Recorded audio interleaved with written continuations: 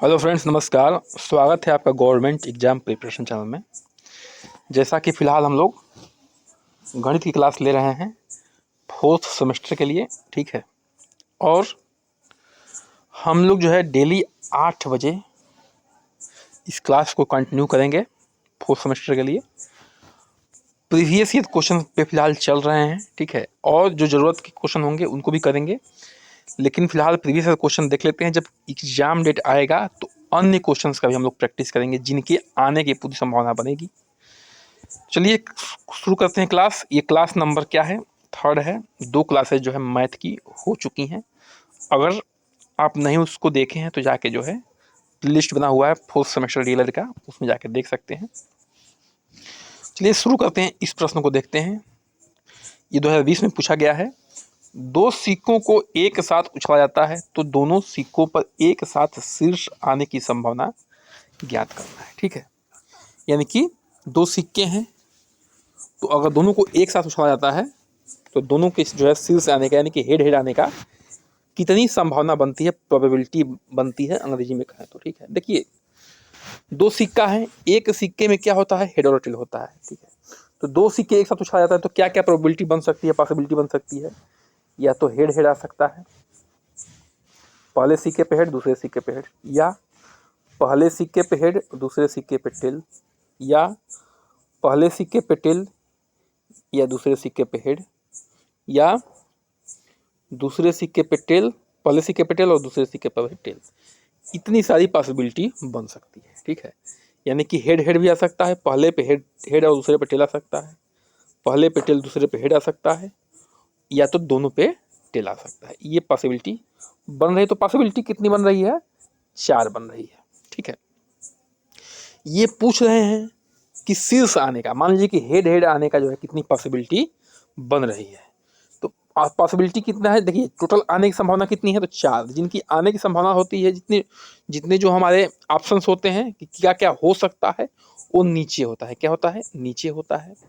और कितने कितना चाहिए हमको, वो कितना होता है, ऊपर। तो 1 होता है, 1 आना चाहिए तो 1 ऊपर हो गया। प्रोबेबिलिटी 1/4 हो जाएगी, यानी कि इसको 0.25 भी लिख सकते हैं, ठीक है। प्रोबेबिलिटी कभी भी 1 से अधिक नहीं होती है, दशमलव में ही आती है, ध्यान रखना है। जितने आने के ऑप्शन होते हैं वो कहाँ पे होते हैं? 4 हैं, तो 4 नीचे आने के ऑप्शन है। हमको क्या चाहिए? तो हेड हेड चाहिए, तो एक ही ऑप्शन बन रहा है तो ऊपर हो जाएगा। आपकी ये प्रोबेबिलिटी निकल के आ जाएगी, 1/4 होगा उत्तर, ठीक है। आगे बढ़ते हैं हम लोग जो है, ठीक है। अति लघु उत्तरीय प्रश्न कर रहे हैं जो 1 नंबर में आता है, जिन पे जो है ऑप्शन नहीं होता है, ठीक है, उनको मैं डायरेक्ट कर रहे हैं। अब इस प्रश्न का क्या निकालना है आपको, मैं देखिए मतलब कि इस प्रश्न में क्या निकालना है, घनमूल निकालना है। किसका? 8000 का, ठीक है। तो ऐसे प्रश्नों को हम लोग हल कर चुके हैं, लेकिन फिलहाल जो है ये जो है अति लघु उत्तरीय प्रश्न है, तो इसको हम लोग को देख लेते हैं, ठीक है। ये पूछा गया है। तो घनमूल का मतलब क्या होता है? किसी का भी पावर हो, एक्स का पावर क्या होता है? 1/3, यानी कि 3 गुणनखंड होगा तो 3 में हमको 1 छांटना होता है, ठीक है। तो अब देखिए किसका निकालना है हमें? हमें निकालना है √8000 का, ठीक है। इसका निकालना है। इसको हम लोग क्या लिख सकते हैं? देखिए इसको लिख सकते हैं 8 × 1000 लिख सकते हैं। और क्या लिख सकते हैं इसको? देखिए इसको जो है एकदम आसान से आसान भाषा में बताने की कोशिश कर रहा हूँ। 8 को लिखा जा सकता है 2 × 2 फिर 1000 को लिखा सकता है 10 × 10 × 10। ये क्या हो जाएगा? 1000 हो जाएगा, ठीक है। अब हमें क्या करना है? 3 में से 1 कॉमन छांटना है, तो ये कॉमन हो गया। 3 में से 1 तो 2 ले लिया, फिर 3 में से 1 तो 10 ले लिया, 2 धाम का 20। तो 8000 का यानी कि 8000 का घनमूल कितना हो जाएगा? तो हो जाएगा आपका 20। आपको जो है प्रॉपर इसी तरीके में लिखना है, ठीक है। ऐसे ही लिखना होता है, ठीक है। एग्जाम में भी 1 नंबर जो है वहाँ पे पक्का है आपका। देखिए बीटीसी का जो भी पेपर है, अगर बाल विज्ञान को छोड़ दिए तो आपका जो है कंपटीशन का बेसिक है। चाहे यूपी टेट हो, सी टेट हो, छोटे मोटे जितने भी एग्जाम होते हैं, एसएससी एमटीएस हो, क्लर्क हो, ठीक, कुछ भी, ये बेस है, ठीक है। अगर इतना तैयारी कर लेते हैं तो आप जो है कंपटीशन के बेस को तैयार कर ले रहे हैं, बाकी एडवांस पढ़ने की जरूरत पड़ेगी आपको। अब देखिए इस प्रश्न को हम लोग हल करते हैं, ठीक है, इस प्रश्न को हल करते हैं हम लोग। देखिए एक सूत्र क्या होता है, ए स्क्वायर माइनस बी स्क्वायर बराबर क्या होता है, ए माइनस बी और ए प्लस बी, ये सूत्र होता है, ठीक है। तो इसको हम लोग किस फॉर्मेट में लिख सकते हैं, इस फॉर्म में लिख सकते हैं। कैसे लिख सकते हैं, देखिए 4x का होल स्क्वायर माइनस 5 का होल स्क्वायर। तो ये ए हो जाएगा, 4x क्या है, ए है, 5 क्या है, बी है। तो इसको लिख सकते हैं डायरेक्ट 4x माइनस 5 और 4x प्लस 5, ठीक है। देखिए ये जो है प्रॉपर फिटिंग होना चाहिए फार्मूला में, तभी जो है डायरेक्ट इसको आप लिख सकते हैं। नहीं फिट है तो नहीं लिख सकते हैं, सीधी सी बात है, ध्यान रखिएगा, ठीक है। इसमें देखिए ध्यान रखिए एक और टर्म, इसमें जो एक्स का टर्म नहीं है, केवल एक्स स्क्वायर का टर्म है और सी वाला टर्म है, ठीक है। तो इसको भी थोड़ा सा ध्यान रखिएगा आप लोग। चलिए यहाँ पे जो है क्या बनेगा, ये तो इसका हल निकालना है, यानी कि एक्स का मान निकालना है, ठीक है। तो एक्स बराबर क्या हो जाएगा, देखिए 4x माइनस 5 बराबर 0, या तो ये 0 होगा या ये 0 होगा, ठीक है, दोनों में से कोई 0। तो एक्स का मान निकालना है, एक्स बराबर क्या हो जाएगा 5/4। इससे करते हैं 4x प्लस 5/0, तो क्या हो जाएगा एक्स बराबर हो जाएगा आपका -5/4, ठीक है। अच्छा देखिए कभी भी जब एक्स स्क्वायर है यानी कि क्वाड्रेटिक इक्वेशन है, जितना पावर होता है इक्वेशन का उतनी ही रूट बनते हैं। देखिए पावर कितना है, 2 है, तो 2 रूट बने। अगर कोई इक्वेशन का पावर 3 है तो उसके एक्स का ऐसे 3 मान होंगे जो उस इक्वेशन क्या करेंगे, सेटिस्फाई करेंगे। तो हमें जो है क्वाड्रेटिक इक्वेशन को ही सॉल्व करना है। क्वाड्रेटिक इक्वेशन ही आपके एग्जाम में फ्रिक्वेंटली पूछा जाता है।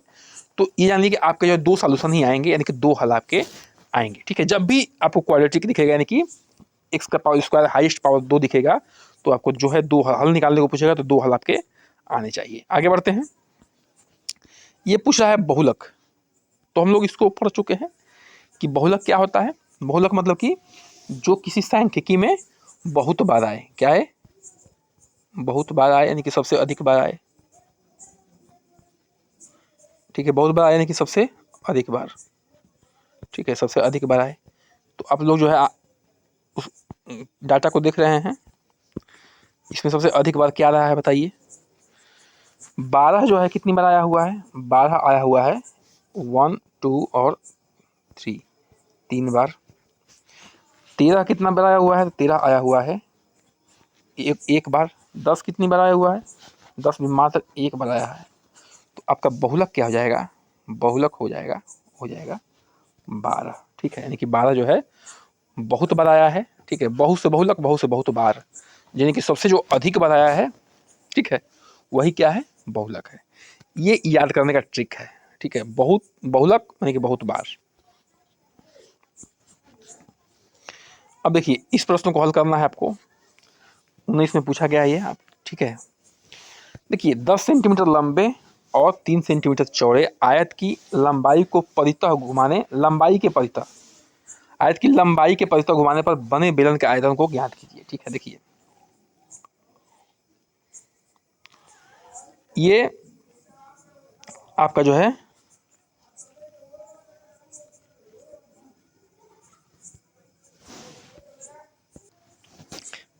इस क्वेश्चन में जो है, देखिए इस क्वेश्चन में हल्का सा चालाकी नहीं बरतेंगे तो आप फंस जाएंगे, कैलकुलेशन करते हैं फंस जाएंगे और काम गड़बड़ हो जाएगा, ठीक है। देखिए तो लंबाई कितनी है इसकी, 10 सेंटीमीटर, चौड़ाई कितनी है 3.5 सेंटीमीटर, और लंबाई है 10 सेंटीमीटर। इसी के जो है अराउंड घुमा देना है इसको, यानी कि इसके अराउंड घुमा के और क्या बना देना है, बेलन बना देना है, ठीक है। तो हाइट तो उतनी ही रहेगी 3.5, और ये परिधि कितना हो जाएगा, ये परिधि तो 10 ही रहेगा, ठीक है। और बेलन का क्या निकालना है, घुमाने पर बने बेलन के आयतन को ज्ञात करना है, यानी कि वक्र पृष्ठ को ज्ञात करना है आपको, ठीक है।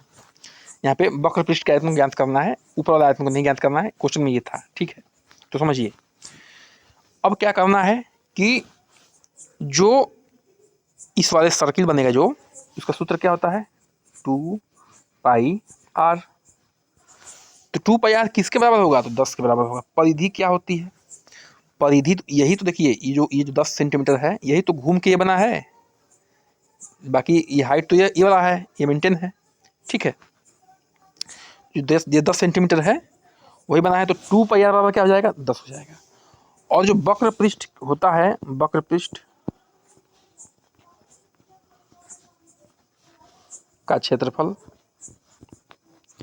वो क्या होता है बताइए, होता है 2πrh। होता है कि नहीं होता है, यानी कि ये परिधि गुणे हाइट से मल्टीप्लाई करने का, तो जो वक्र पृष्ठ है यानी कि ये वाला पोर्शन है चारों तरफ का, इसका क्षेत्रफल आएगा, ये ऊपर वाले सर्कल का नहीं आएगा। और यही पूछ रहा है, वक्र पृष्ठ ही पूछ रहा है, ठीक है।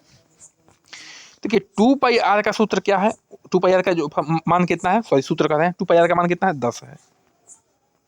और हाइट कितना है, हाइट यानी कि ऊंचाई 3.5 है,